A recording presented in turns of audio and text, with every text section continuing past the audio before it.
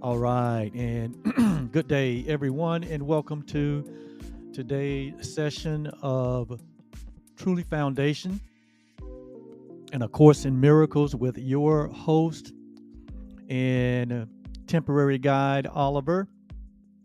I'm not only your temporary guide, as we are finishing up this series out of A Course in Miracles, but I am your temporary coach.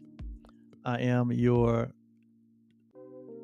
temporary um,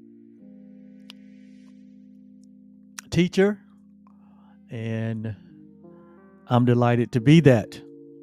And let me check here to make sure we are live and in color. Maybe, maybe not.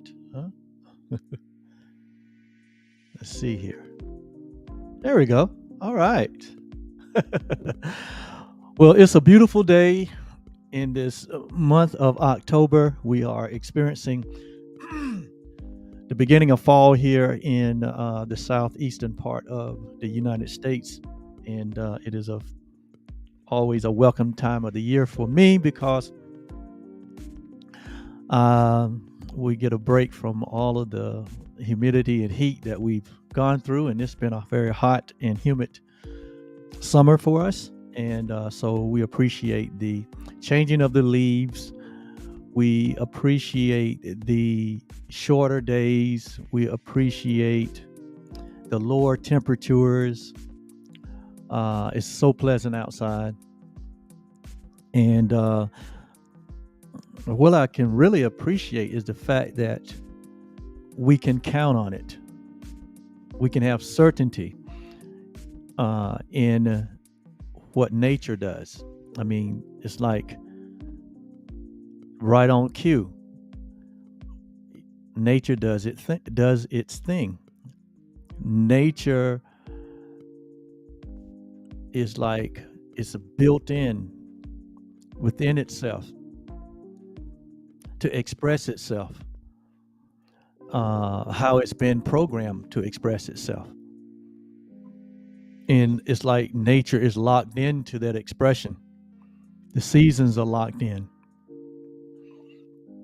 What the sun does, the sun, what the moon does, what the stars does, what happens with the wind and the sky, what happens with the mountains and the ocean, what happens in the animal kingdom, what happens in the vegetation kingdom. It just you can be certain of it. You can be absolutely certain that it will go through its evolutions and its transformations without any pain or resistance. It just happens. However, when it comes to humanity, with its so-called free will, we get to exercise our will to choose, right? We get to exercise our will to choose whether or not we allow that which is natural, that which is a part of our essence. We get to choose whether we allow that expression to come freely through us and as us, or we get to choose whether we move to a place of resistance. And it is our choice to resist that which is natural because, if nothing else, we've concluded here at Truly Foundation in all of the lessons that we have taught here is that we have concluded that love is at the root of life. That love is at the root of life, and love is the natural, or our natural state of being is love. At the essence of humanity, its natural state or its natural habitat is love. But because we've been given a mind, right? And we've been studying about this mind for almost 2 years. But because we've been given a mind, and within that mind, there's an element or faculty we call will, where we can choose, make a choice of how we even allow that love to be, or to be expressed in, as, and through us, or even to make the decision to resist the love that is at the very core of who we are. We get to make that choice. But not only do we get to make the choice, but we get to experience the consequences of our choices. And so when you look out in the world and we see the upside down orientation, or the experiences that not only are a part of our history, but a part of our present, that does not display love, now we can understand why we see what we see. Because there is a strong resistance to love. There's a very strong resistance in the human race to embrace the love that they are, to accept their identity as love. Because once that happens on a collective basis, a universal basis, then all that there will be is love on display. All that there would be the love on display. Because as we think in our heart, so are we. And the Course has taught us that the issue with our outer world is that our inner world, which consists of our thoughts and our ideas, have gotten misaligned. Or as the Course says, that we have embraced insane ideas. And the one insane idea that humanity embraced from the very beginning is the idea of separation. Or may I say, the belief in the idea of separation, because separation in and of itself is nothing. Absolutely nothing. But it's our belief in it. It is the belief in separation that makes it something. Though it's temporary, but it is something. It makes it something to experience. The belief in separation is at the root of all unloving thoughts, is at the root of all unloving expression in the world. The belief in separation. Not separation itself, but the belief in it. Not division itself is at the root, but the belief in division.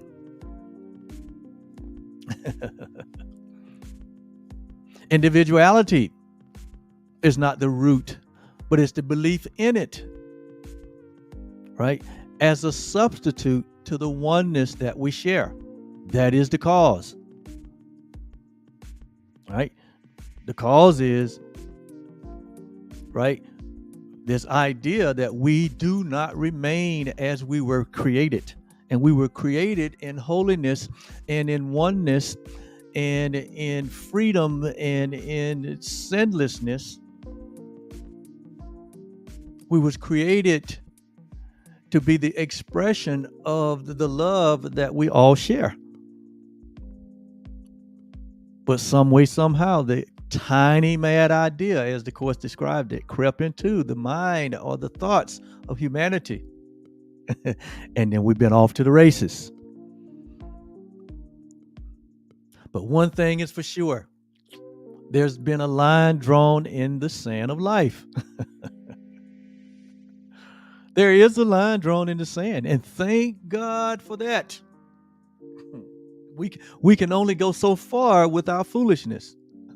We can only go so far with our ignorance.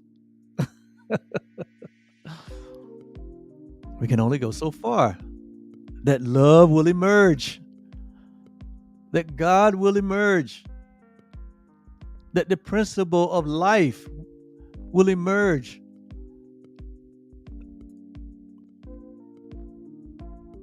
And say enough is enough of the foolishness. That you can be certain of, that you can be that you can count on. Why? Because God guaranteed it. God had to guarantee it. Otherwise, we would self-destruct.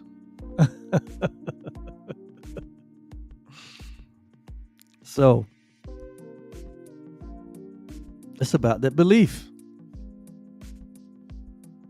The belief in separation. The only correction that we need make. And what is belief, right? We heard that word used so commonly, but I would dare say a lot of us don't even, haven't even given it a whole lot of thought of belief or unbelief.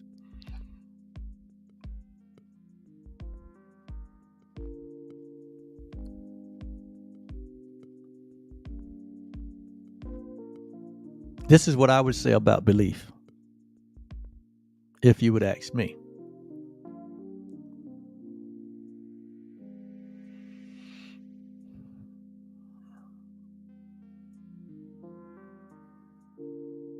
To me, belief is no more than taking personal ownership of a collection of thoughts. And we know that a collection of thoughts, meaning when you string more than one thought together, right? We call that an idea. An idea is no more than a collection of multiple thoughts strung together. Right? So we're talking about what happens in the mind. Right? So to me, belief is no more than taking ownership, personal ownership of a collection of thoughts which have formed an idea, and you've taken personal ownership of that idea as your very own.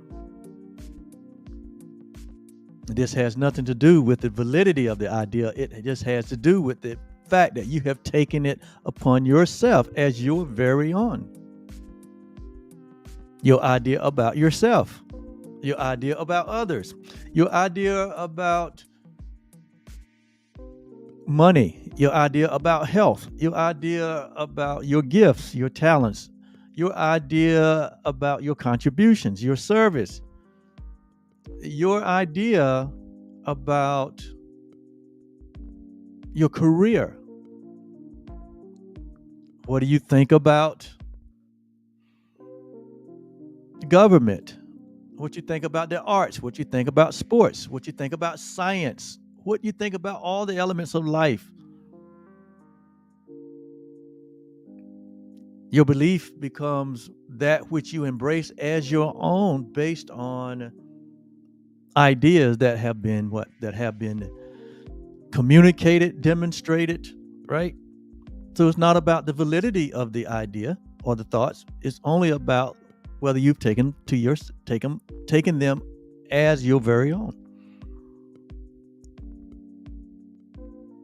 And what we take as our very own is what we teach. And what we take as our very own is the way we show up in the world every day. Not only in our physical display, but also in our mental and psychological appearance, the way we show up. Basically, I call that your attitude. Attitude is no more than your way of thinking, right? Your attitude comprises of your way of thinking.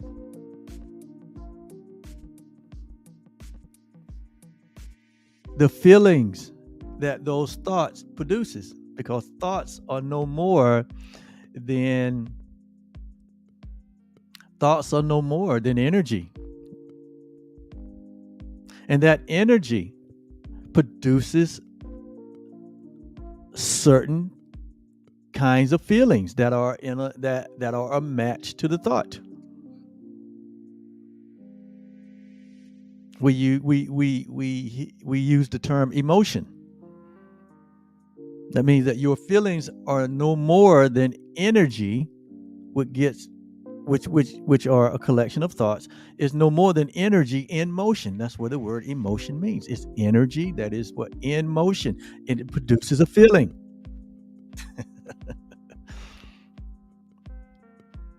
And that emotion or energy that is in motion that is producing this feeling that you are experiencing, right? It stimulates you to take certain action. It stimulates you to take certain action.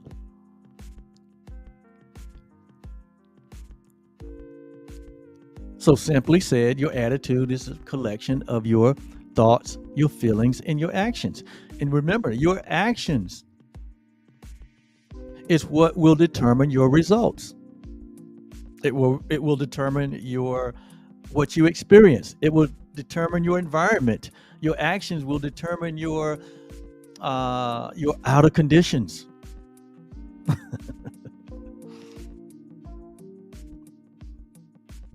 It will determine your outcomes. It will determine your results. And we all have results. Our results are just a reflection, and we have to go back to the beginning. It's just a reflection of your thoughts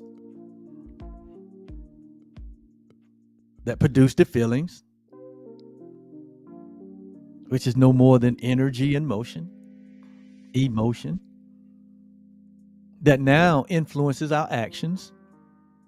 And now that our actions are out in the ether, because of the law of cause and effect, we will get a equal or greater reaction to our action.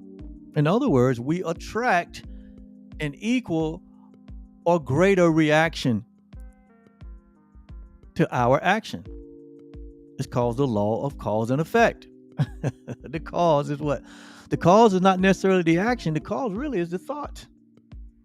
Our thoughts are the cause, because that's the beginning of the creative process.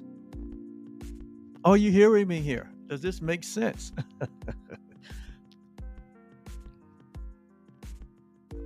Does this make sense? I have been studying this. The course is all about the mind and how it works in the creative process. And I've been studying this for a while now, and it's quite clear to me that our outer world is no more than a reflection of our inner world. If you just look here on this 10th day of October of 2023, and if you would take a inventory of what the world is putting on display across the globe, we know all of the things that are happening, good and not so good. Of course, according to your source of information, you may only be hearing about that which is not so good, but there's a lot of good going on in the world. But just the way that the communication control is set up is that, it is all about feeding us that which is not so loving. But it is a happening.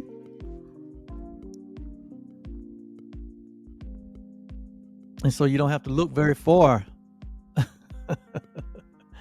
to discover that one of the effects of thoughts and ideas that are not loving is that eventually the actions that we take as humanity, we're not taking them based on the oneness and the love that we share, but these actions are taken based on the belief in separation and division and differences, which is producing the outcomes that are not so loving. And so it's the belief that we need to become aware of. What do I believe? Why do I believe it? And is it adding to or taking away from the loveliness that we share? That's the question all of us can ask ourselves on this 10th day of October 2023. Is what I believe, is what I have taken ownership of as my very own idea about myself, about the world, about others, about everything. Is it adding to or taking away from my nature, which is love? What are the results? What are the outcomes of my thinking? What are the outcomes of my actions? Is it a reflection of the love that we share? Or does it reflect the belief in separation that I've taken on an idea that is really contrary to my nature? Ask yourself that question.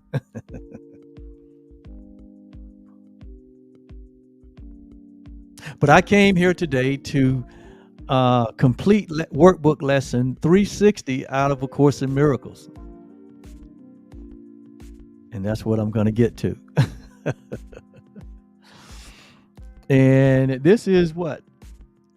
This is the last lesson before we enter into the final 5 lessons of this journey that we've been on for, I would say, 20 months, 21 months. And what a journey, what a ride, what a discovery it has been. And I'm just so happy and grateful that for those that have followed, I'm so happy and grateful that I'm able to see the end of this project, and that all of these lessons, all of these insights, all of this that we have embarked upon will be now still available in video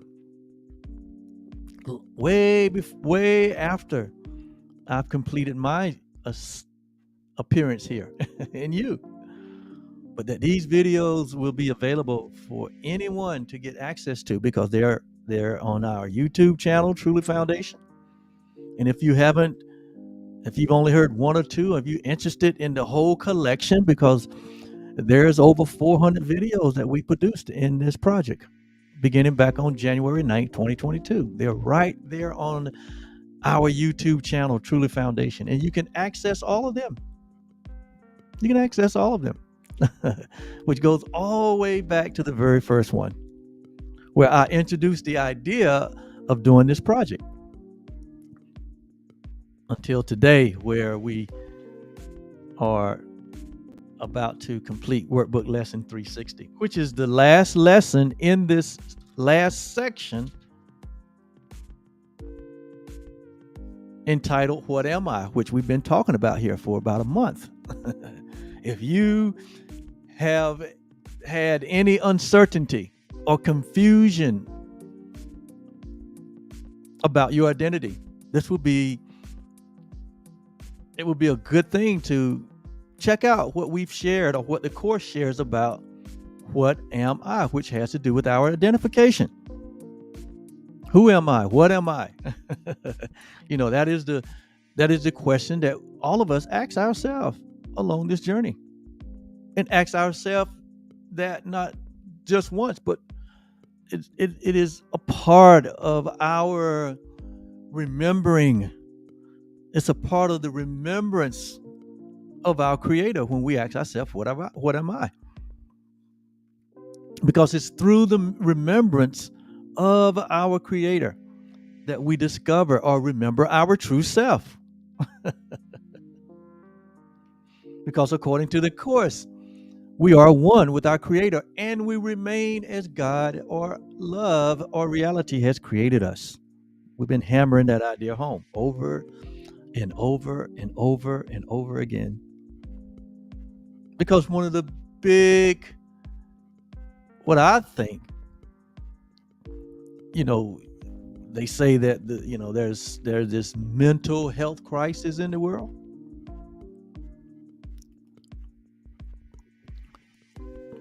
Which is not a cause, but that's an effect. But what I would say that will add more enlightenment to that is that, there's not a mental health problem in the world. I would say that there is an identification problem in the world, that humanity doesn't know who he is. And the effect of that is mental challenge, where the mind is now not functioning in its natural way, according to the Course. That there's more of an identity crisis than there is a mental health crisis. And so the cause is identity. Do you know who you are? and isn't it so fitting that we've gone through 360 lessons, 359 lessons, and we get to lesson 360, or we get to this last section of the Course in Miracle lessons, and it talks about identity. And then we get to the last lesson here before we end the last 5 lessons, and the subject of the day has to do with peace. It has to do with peace. Lesson 360 is about peace. And then if you think about it, if you go back to the very beginning of the Course in Miracles, it says that the aim of the Course is peace. The aim of the Course is peace. And peace doesn't come from without. Peace comes from within. Because peace is of a spiritual nature. Peace transcends time and space and form. And we're trying to find peace in form. We're trying to find peace without. And that's not where it is. That's not where it resides. Peace resides within.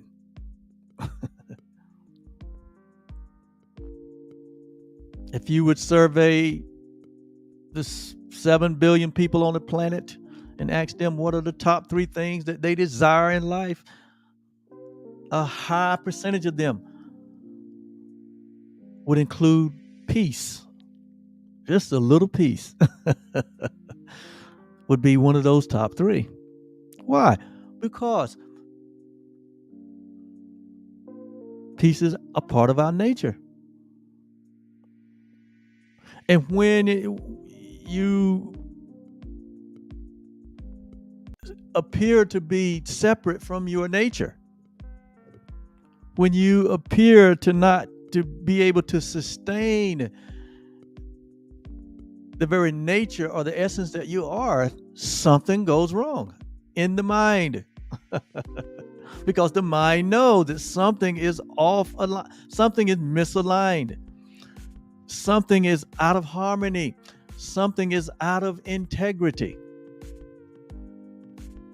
The mind knows. A child knows.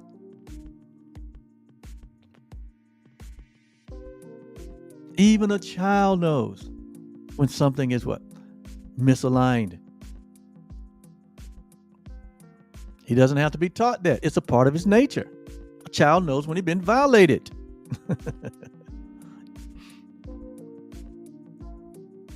And so today's lesson, 360, it says, peace be to me. Why? Because that's the aim of the Course. That's what we're looking for.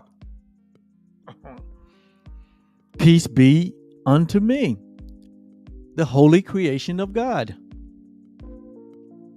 We've already established the fact that we are the holy creation of God, and that we remain this holy creation of God, that cannot be altered or it cannot be changed.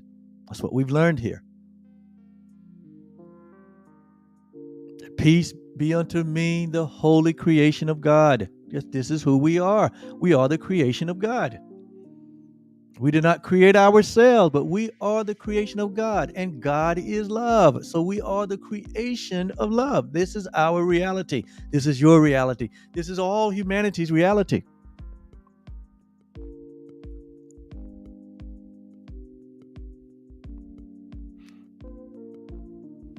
That seemed to have gotten lost in the all of the events and activities of life, in all the vicissitudes of life. It seemed to have gotten lost. And we somehow have matriculated to believing that we are these individuated selves, separate from one another and separate from our Creator. That creation and Creator are separate entities. And this has become our belief. A collection of thoughts and a collection of ideas that we have embraced as our own. And so it says, peace to my brother. Not only peace unto me, but peace unto my brother. Who is my brother? Jesus described our brother.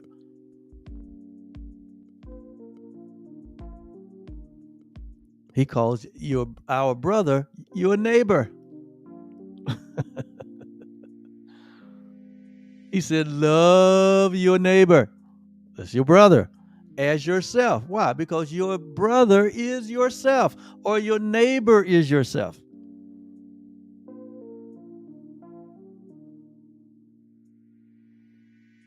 And so he says, peace to my brother. Why? Because what you would have for your brother, or what you would have for yourself, you want for all humanity.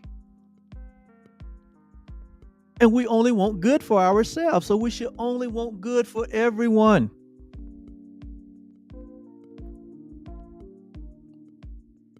So peace to my brother who is one with me. It's right here, lesson 360. Not only peace to myself, but peace to everyone. Why? Because what I want for myself, I want for everyone. Why? Because everyone is myself. Because in reality, there is only one of us. There's only one of us.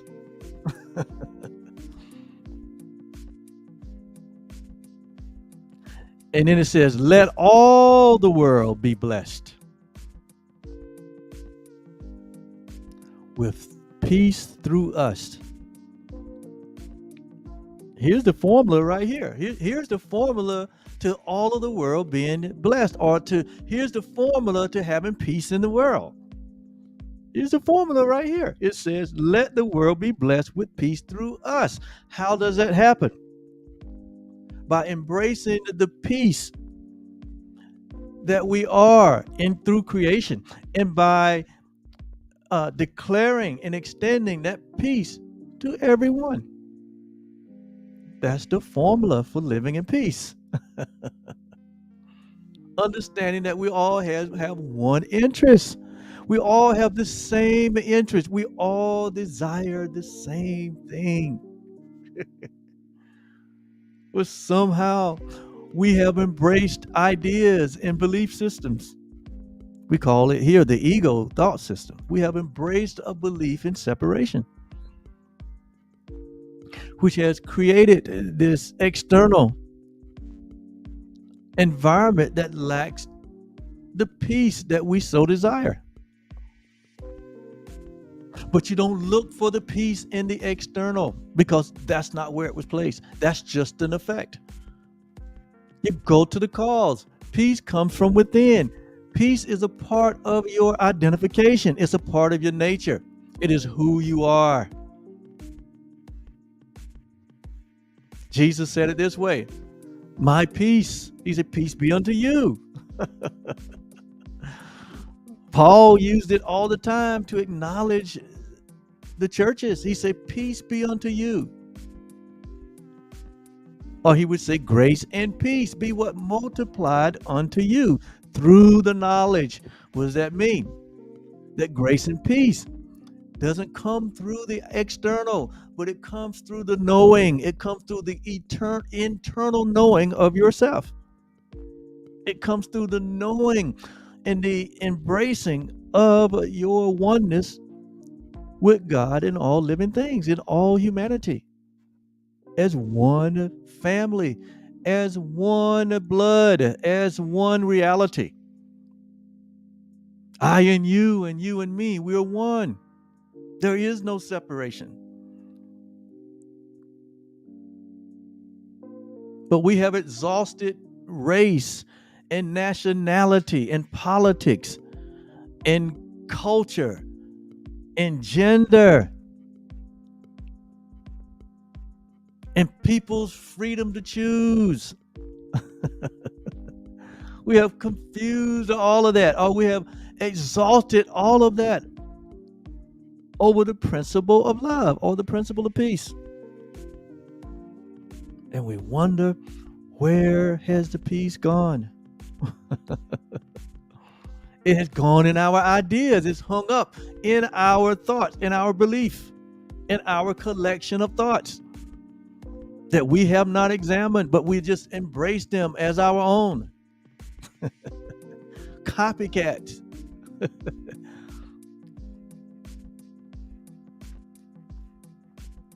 But the Course here is urging us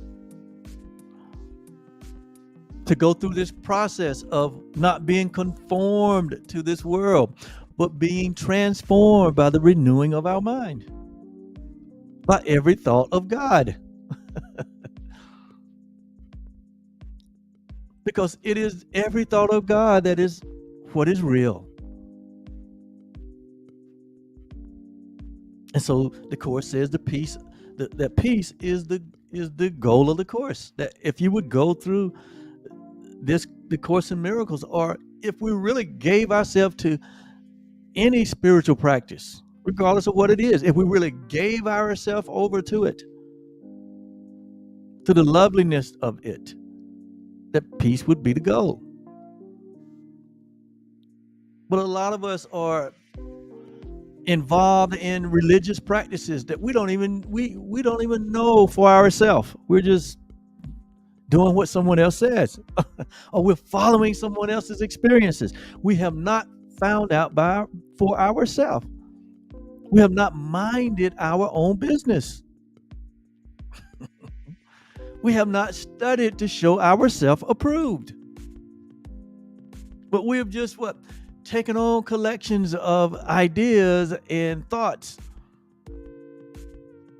and they become our belief system. And then we look at our results and we say, why am I getting this? Well, you can't look at the results. They only leave clues. If you really want to get to the root cause of what's creating those results, you got to go all the way back in the creative process.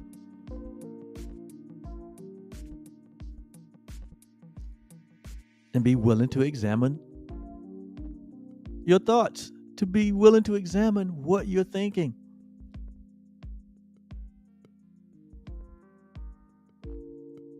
And where did you get that idea from?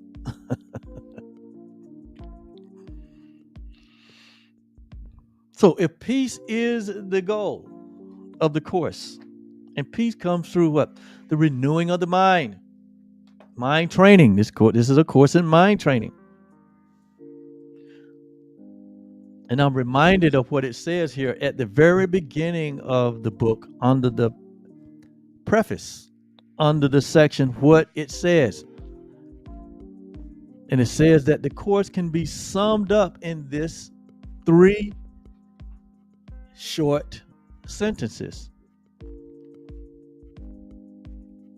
It says that all of the Course can be summed up in these 3 short sentences under the section of what does it says. And this is Roman numeral 10 under the preface part of the book. So if we could just get this, if we could just embrace this reality,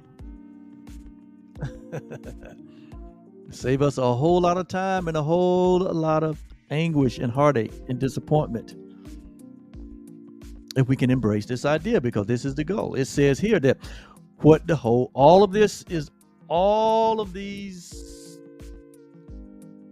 800 pages is summed up in 3 small sentences. It says, nothing real can be threatened. Think about that.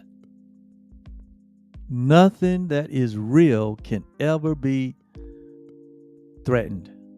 It can never be, that means it can never be altered or changed. That which is real. So if that which is real is unchangeable and unalterable, shouldn't we spend a whole lot of time studying to determine that which is real, to find out the reality of things? And then it goes on in the second sentence, it says that nothing that is unreal, nothing unreal exists. And that has to be true, because if only that which is real is unchangeable and unalterable, then it leads to state that that which is not doesn't even exist. Why? Because it's not real. So the course starts off right here at the beginning by making a fundamental distinction between the real and the unreal, between knowledge and that which is perceived. And so it goes on to say in the third short sentence that herein lies the peace of God. So the goal here is the peace of God, right? Now, not a piece of God, P-I-E-C-E, but the peace, P-E-A-C-E, that the peace that we are all looking for. It lies in us becoming and recognizing that which is real versus that which is not real. So it seems to me, it just seems to me, that if we would go on a course to find out reality versus unreality, that we find this treasure or the secrets of life. It seems to me, right? It seems to me that we would say, time out. What does love say about reality? What did God say about reality? What is reality? It says reality is that which cannot be threatened, it cannot be changed, it cannot be altered. Well, what is it that cannot be changed or that which cannot be altered? And here we've discovered in A Course in Miracles that which cannot be changed or altered is that which God creates, or that which loves create, because God or love creates like it to itself.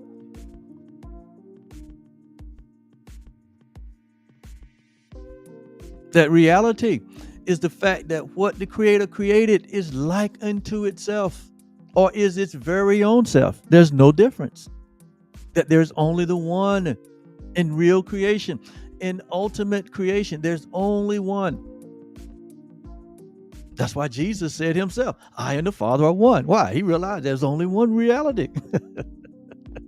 And he looked upon a world of duality. He looked upon a world of unreality.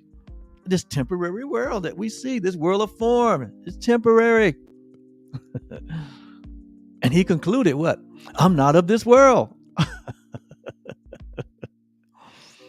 He said, I'm in this world. I'm having the experience of it, but I'm not of it.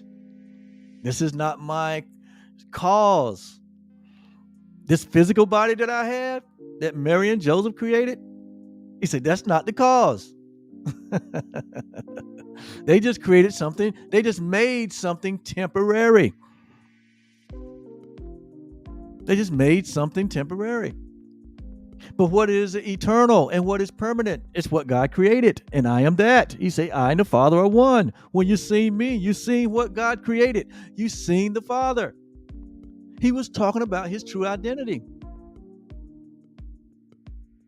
And this was not exclusive to Jesus of Nazareth. He was a man or a woman just like you.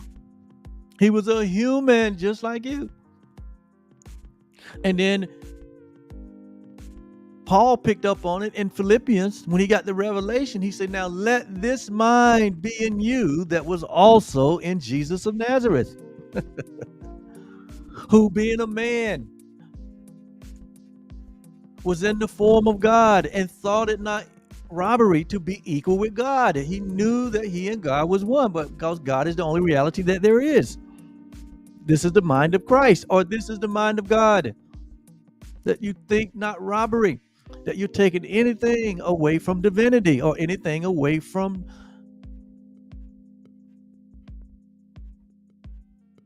the one creator by saying that you and the creator are one. You and the creator are equal.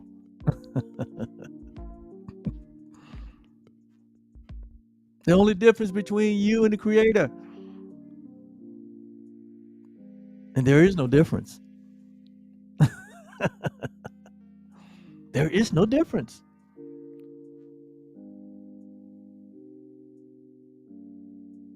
I know that's heavy, and it should be, because it's going to take the heaviness of truth to dispel all of the insanity and the ignorance that has been controlling humanity all of these years, and put us in the situation where you see, even in today's world, well, brothers are fighting brothers, nations divided against nation, families divided against families, political parties divided against political parties. We see it everywhere, in every community, sports, the arts, the science, everywhere. It's about the divide and conquer. And it's an upside down orientation to the truth. It is not reality. There is no separation. There is only the one, and we are all part of that oneness. And when we embrace that reality, we embrace the peace that we all share. We embrace the love that we all share. We embrace the creativity that we all share, the abundance that we all share. Then and only then will we see the healing of the nations, the healing of yourself. It comes through the knowing. It comes through knowing that your reality cannot be threatened. Who you are, that you remain as God created you, that you are the holiness of God, that you're the sinlessness of reality, that you are not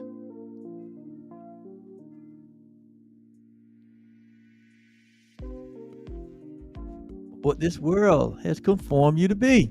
You're not that. None of us. You are the very essence of what God is. You are the very essence of love. You are the very representation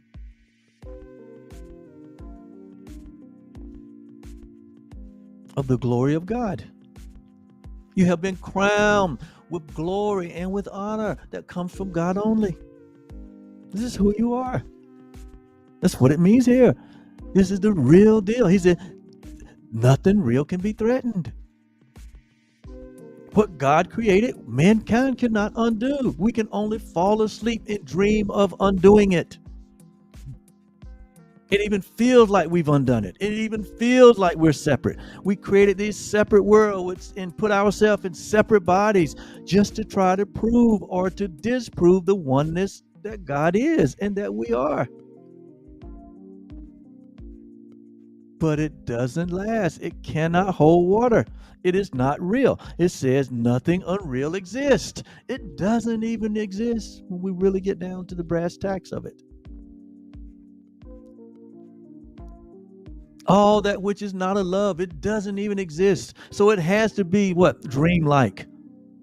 But when we wake up from the dream and embrace our true self, the only thing that matters is love. The only thing that exists is love. The only thing that is eternal is love. And you are that. All humanity is that. All living things are that.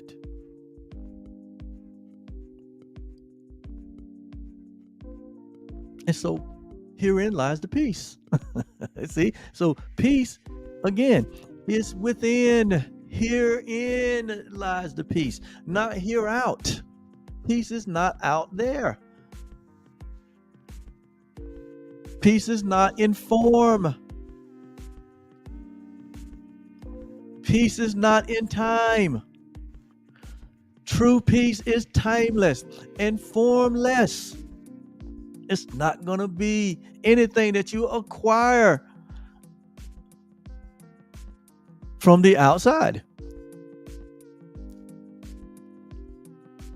And people are loading themselves.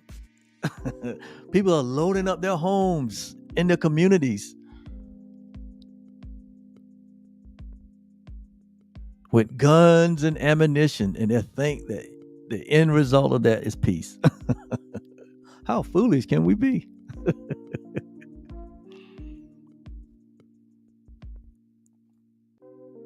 God didn't place it in form. Peace is who you are. And when we realize that, guess what? Peace is what we will put on display. Peace is what we will give to one another.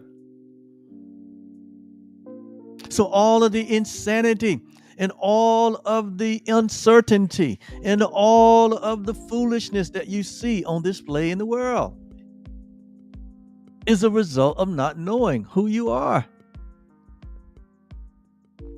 It's a result of not knowing those that are making these decisions. So it is just an indication that they don't know who they are. And what we have done is what we've embraced or taken ownership to their idea. So when the blind lead the blind, they'll all end up in the proverbial ditch. The ditch of what? The ditch of uncertainty. The ditch of anxiety and fear. The ditch of disappointment and grief and anguish.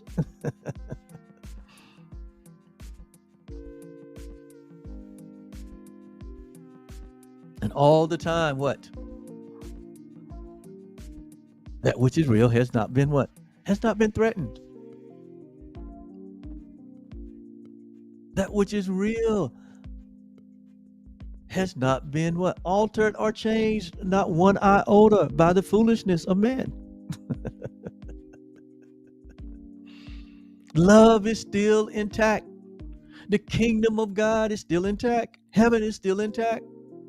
What God created is still intact.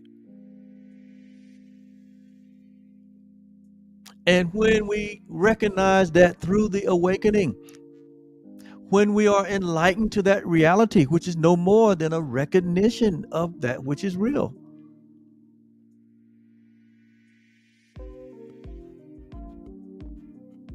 It is the embracing of that reality for yourself. It is the embracing of your true identity.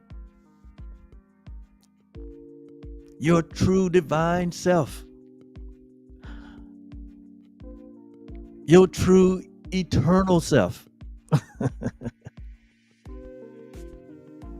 Your changeless self. Your God self. Where there is no beginning and there is no end and there is no opposites.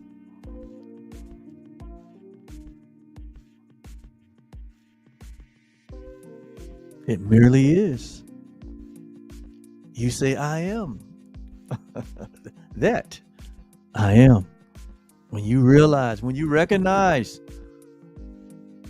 that what God created is his very own essence, and that is you.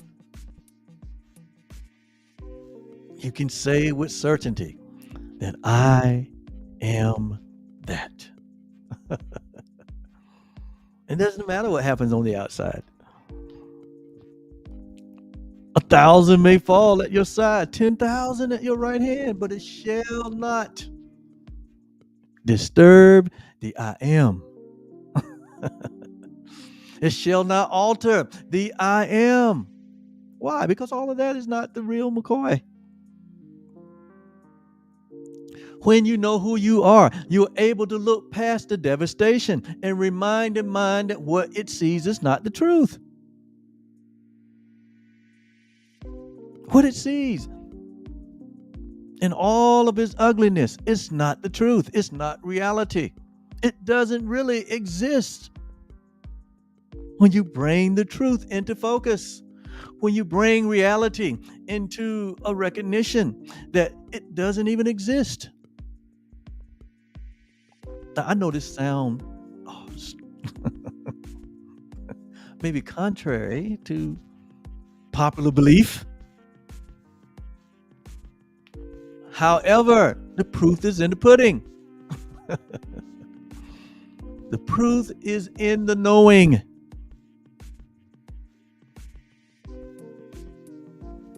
That's what Paul said when he said what? We're here. We came here to prove something. Your life has deep meaning and good purpose. Why? Because you're here to prove something.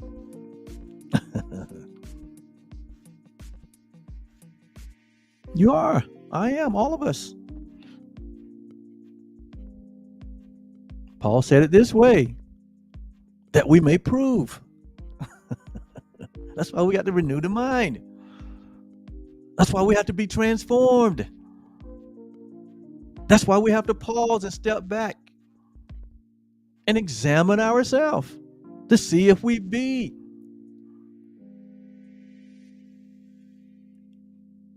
Like you said, to see if we be in the reality or see if we be in the faith.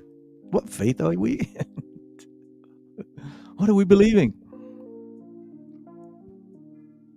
So your life is here so that you may prove what is that good and acceptable and perfect will of God, or the perfect will of love. It's for you to come to know yourself as the oneness that you share with God and each other. That is what we're here to prove, that oneness has what? Oneness has prevailed, that love prevails.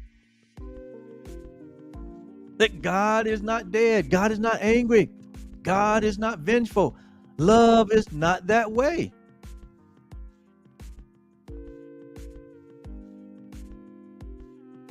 We are here to prove that we can't recreate love in our own image. We can't recreate God and make God an unloving father. Or that God becomes the fall guy, or that love becomes the fall guy for all the tragedy in the world.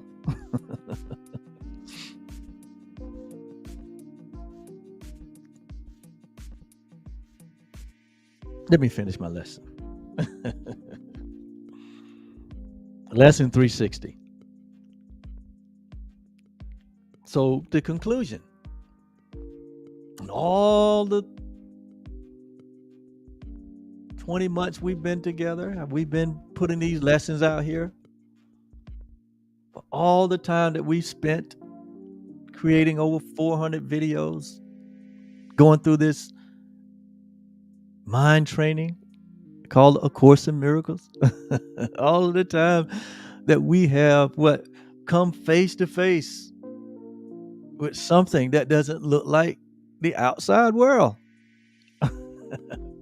For all of the time we spent doing this, checking our belief, checking our thinking, going through all of the phases of being angry, going through the phases of rejection, of deciding to cut away things, to let go of ideas and beliefs that I've been holding on to, that I realized I was self-sabotaging my own peace. I was self-sabotaging my own joy. I was self-sabotaging my own identity. And it's concluding here, after all of that energy that we put into this, the conclusion is what? Peace is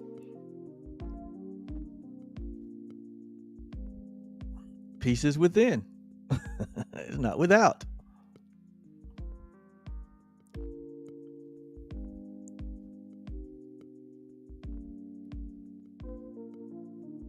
And that this peace be unto you and unto me, because we are the holy creations of God.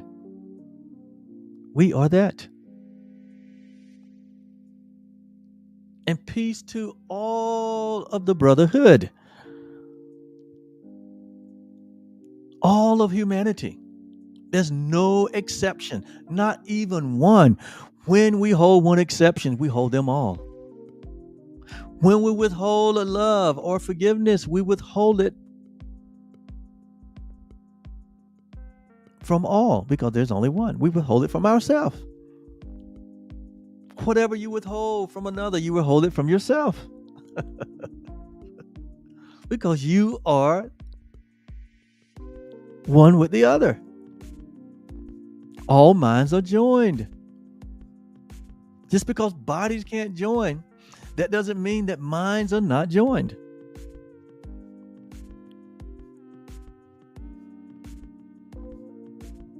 And so, peace to my brother who is one with me. And so, we let all the world go free.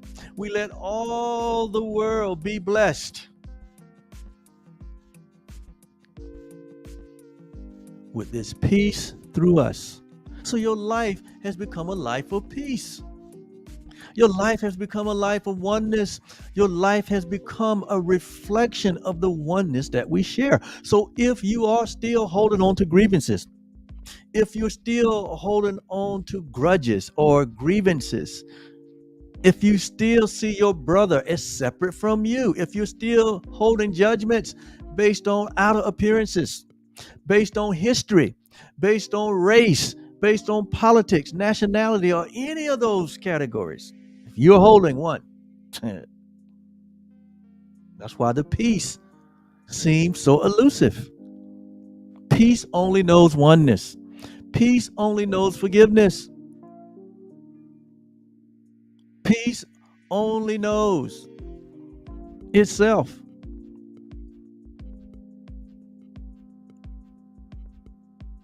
And peace is only where love placed it in creation. And it placed it within itself. It replaced it within its creation. So it placed it within you and within me.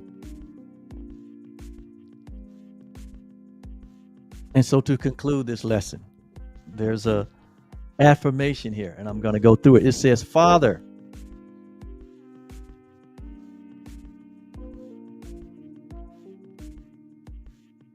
Jesus said, when you pray like this. Say, Our Father. Right? It's an acknowledgement of our oneness. There's only one Father and God of us all. There's only one Creator of us all. And this Father is just a symbol, because we understand fatherhood. Father is just a symbol to help us to understand the oneness that we share. So, Father, it is your peace that we would give. Not the peace of this world, but it is your peace that we would give. Receiving it of you. See, because we can only give what you have received. So you have to know for yourself what you have received in creation. You have received the peace of God. And so knowing that you have received the peace of God, that is a part of your nature, this is what we give. The reason peace is not shared among humanity, and we see the atrocities that are taking place in humanity. We see the fighting and the infighting. We see the all-out display of separation and division. The reason is because humanity don't know that peace has been given. They're looking for peace out there, and they see each other as an enemy of peace.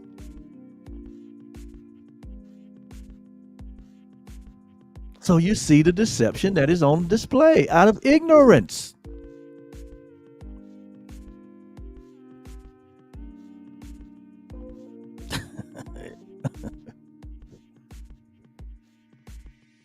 And we embrace that ignorance as our own.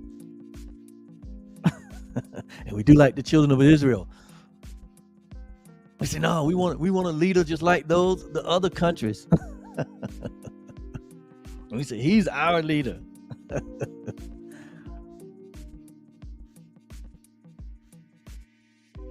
Never examining, not even thinking about what we're embracing as our own. Not even examining the fruit of what we're calling our leader.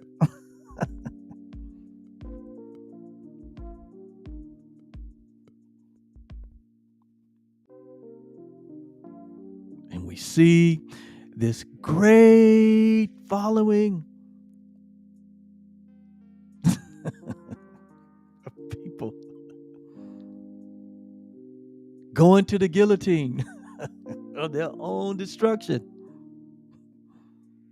because they think the way of peace is destroying somebody else, us being separate from someone else, or being inferior or superior to someone else.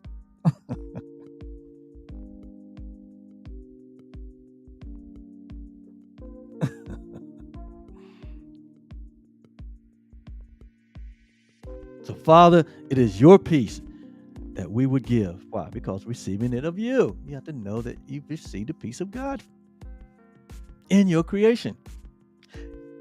Therefore, we are your creation forever, just as you created us. And it's unalterable and it's unchangeable.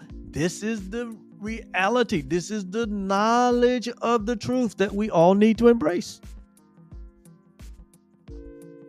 For the great rays remain forever still and undisturbed within us. In other words, what God created, it remains undisturbed within your creation, within your nature.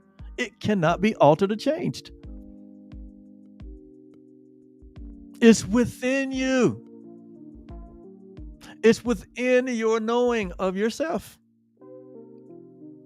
When we talk about being within, we're not talking about being within these bodies that are temporary. We're talking about being within your knowing, the knowing of your true self. That's where it is. Grace and peace is multiplied through the knowledge.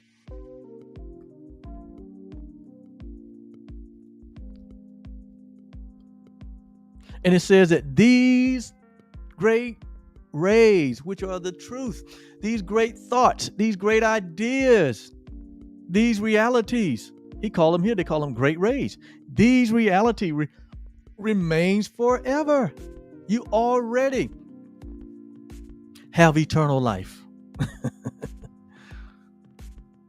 It is already yours now. It's not something in the future. It is what you were made of. And they cannot be disturbed. Like we said, they cannot be threatened. Why? Because they are real. Your reality cannot be threatened or disturbed. And so we would reach to them in silence. Notice now how? In silence, in quietness, that you come to discover. He said, we would reach to them in silence and in certainty. For nowhere else can certainty be found. I made a post today all over my platforms that certainty is not without. Certainty can only be found within. Within the knowing of your true self.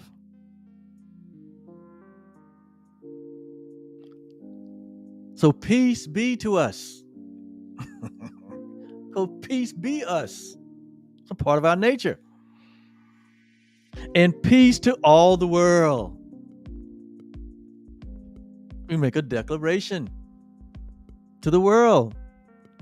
Peace be to you. In holiness were we all created. And in holiness do we remain. You've heard me say it so many times in this last month and throughout this whole project, that we are the holy home of God, that we are the holiness of God. Ephesians 1 says it this way, that before even the foundation of the world, that love has already been determined, that we should be holy and without blame before him. What? In love. Because it was in love that we were created. So you are the holiness of God. You are the holy home of God. And you can't alter or change that. I don't care what the religious people say. This is your reality. This is their belief. At some point, we have to let go of our belief. We have to let go of taking ownership of that which is not real and embrace the only reality that there is.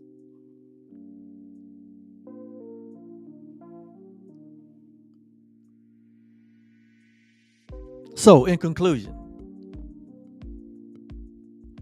we are like unto our Creator.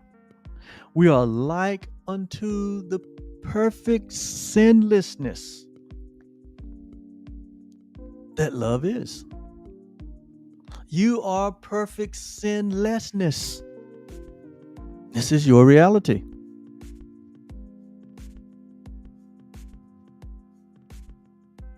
Your belief might be, no, we're sinners. Which is no more than a collection of thoughts and ideas that you have embraced as your own. But they're not your own. It's something someone communicated to you.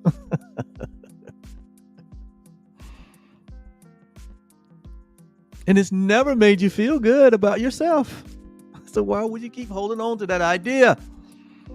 I was never comfortable with the idea that people call me or call humanity, or that God, right, separated from humanity and call them sinners. I was never comfortable with that. And neither are you. But most people, that's the self-image that they hold of themselves because they've been conditioned with those ideas, those unrealities. And they will fight you over it. They will absolutely fight you and say, no, we're all sinners. And it doesn't make them feel good.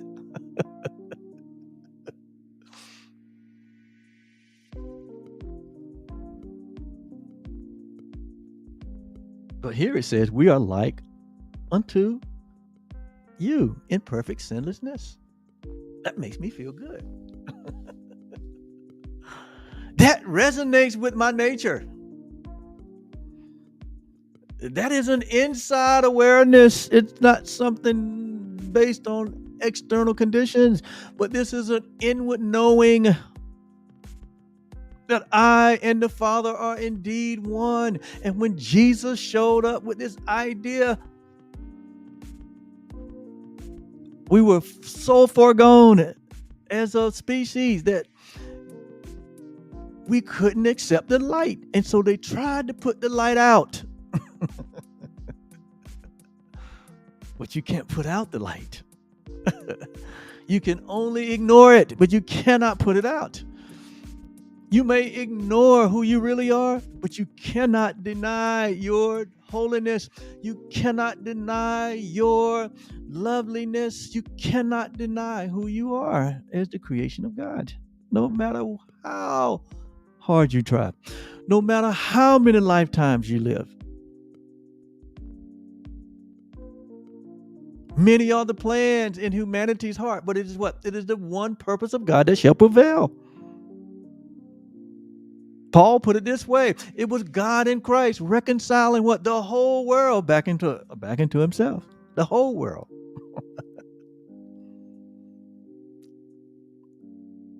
Who was never what? Who was never separate. We was only separate in our own minds, as he said in Colossians. We was enemies in our own mind. Enemy to our own self. Had nothing to do with love. Love is always just always with open arms. Always looking to give of itself. Like it says here, we give peace to the whole world. You can only do that when you know the loveliness that you are. When you discover this loveliness that we share. When you embrace the perfect sinlessness that you are. The light that you are. Jesus said it this way: you are the light of the world. What do you think that means? That you hold the reality in your mind. You hold the remembrance of God and the remembrance of yourself and the remembrance of humanity in your mind. That's where God placed it. That's why you have to renew the mind, transform the mind.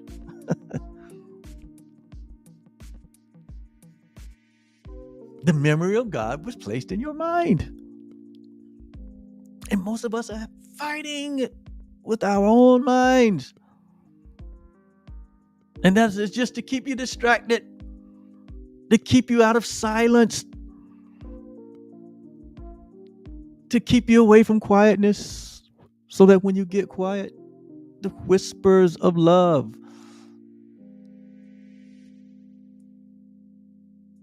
the rays, the great rays of truth,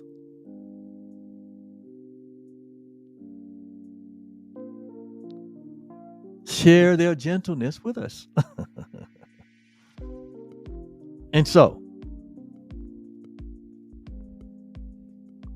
with this thought of your perfect sinlessness, with this thought of the peace of God, with this thought that you remain as God created you, with this thought of being undisturbed, with this thought of certainty, with this thought of your holiness,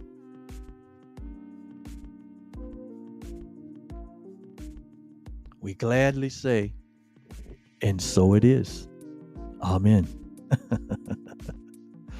Amen. As it was in the beginning, is now, and it forever shall be. As it was when God created his prized creation, which is you and me, is now that same way, and so shall it be throughout all eternity. That's what amen mean. And so it is.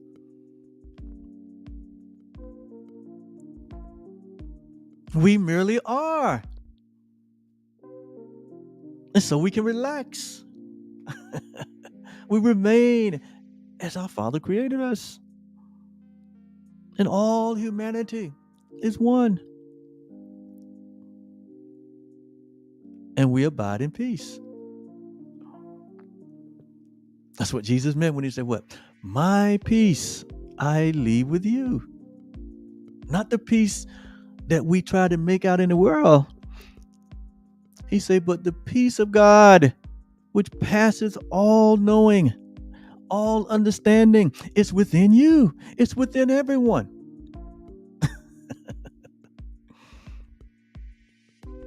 And we complicated this thing. We made a religion out of it. He never wanted you to make a religion out of his life or his message.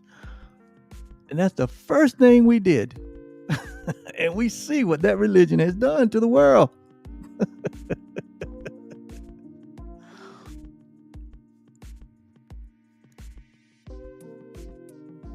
But the day of religiosity is over.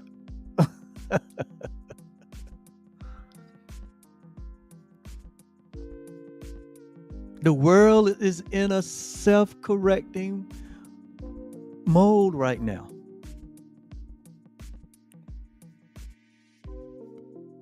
And like my brother Carlton says all the time,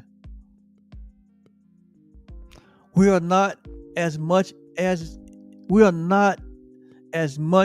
think. We're not as much as we think in trouble. It looked like the world is filled with trouble on every hand.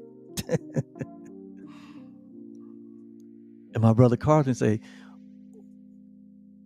it's not that the world's in trouble. No. When you know the truth, the world's in transition. Not in trouble, it's in transition. What do you mean it's in transition, Oliver? It's self-correcting itself. And how does the world self-correct itself? By waking up humanity to the truth of who they are. When you discover the truth of who you are as your individual self, you let the whole world go free. You no longer hold on to grievances. You no longer hold on to the past. You no longer hold on to the false beliefs that you was conditioned in all these years. You realize you was doing it to yourself.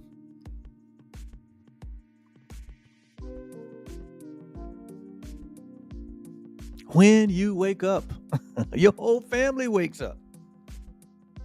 They may still be, groping in the dark, but because you are awake, you hold a space of peace for them. When you wake up, the whole world wakes up. Why? Because there's only one of us.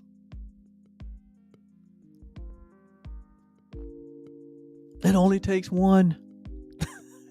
We think it takes a multitude. We're waiting on the multitude. No, it only takes the one, and that one is you.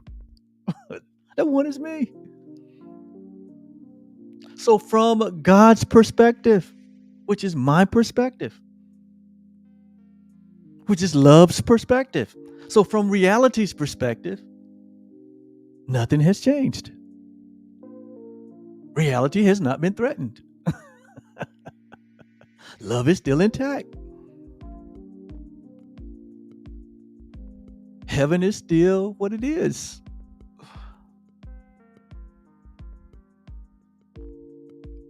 God is in love with his creation. You remain as God created you. You are as holy as God is. You are as eternal and divine as God is. When you wake up and realize, and the blinders are removed and the scales fall from your eyes, you stand up just like your elder brother and you say what?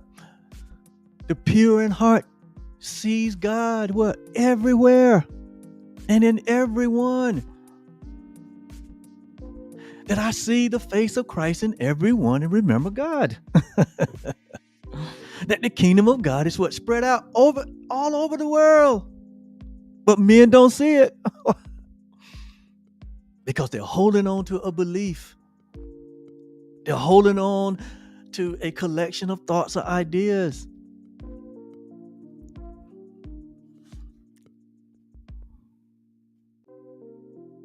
That have no validity. They have no foundation because they are founded in the belief in separation, which creates a false self, a false belief about yourself and about others. And then it creates a world that will mirror that back to you. But When you wake up, when you recognize the oneness that we share, when you recognize who you are as the Christ, when you take your place among the saviors of the world,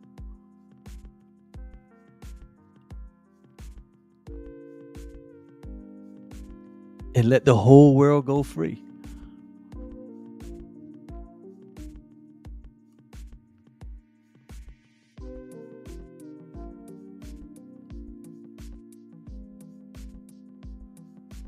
You realize what? That heaven is right here, right now. And you are that. All right. Let me come out of it. You guys know how I can go deep within and talk about this stuff. But this is the stuff that we need to hear. All of us have been covered up with thousands of years of information and conditioning and religiosity that has imprisoned us. So we ought to take an hour or an hour and a half to go up under the hood of our life and make the necessary corrections in our thinking. And so that's what Truly Foundation is all about. We are here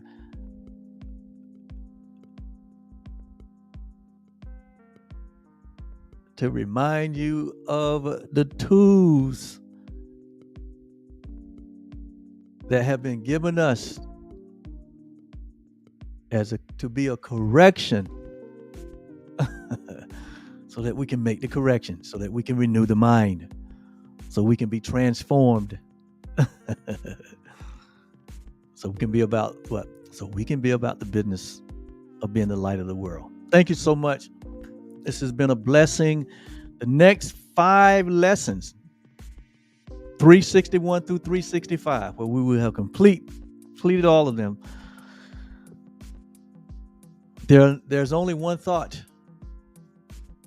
It just gives you one thought for the next 5 lessons. And I don't know how that's going to come out, but I got 5 more lessons to complete this, and I want you to join me. Thank you so much. We love you, and we'll be back real soon. You can count on it. Have a great day. Bye-bye.